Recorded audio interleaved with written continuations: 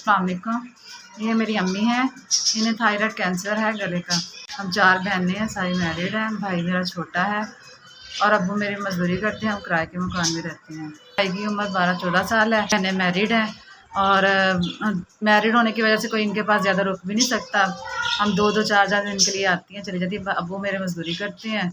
हम गरीब लोग हैं, दवाइयों के लिए हमारे पास इतने अखराजात नहीं है कि हम इनकी मेडिसिन पूरी कर सकें। डॉक्टर पहले हेल्थ कार्ड से बना रहे थे, लेकिन अब उन्होंने टेस्ट बहुत ज़्यादा हमें महंगे लिख के दे दिए हैं जो हमारे फ़ोन से बाहर हैं।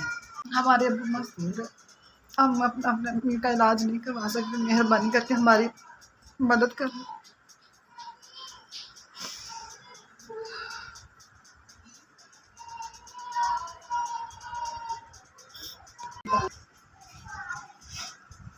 पाँच 5,000 है। अस्सलाम वालेकुम जी, मेहरबानी आपने हमारी मदद की है। अल्लाह पाक आपको सेहत तंदुरुस्ती दे।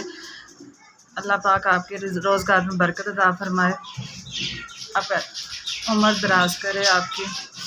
अल्लाह पाक आपको ऐसे ही रिज़्क़ से नवाजता रहे ताकि आप लोगों की मदद करते रहे। पाक आपको खुश रखे, आबाद रखे। अल्लाह पाक आपके बच्चों को सलामत रखे।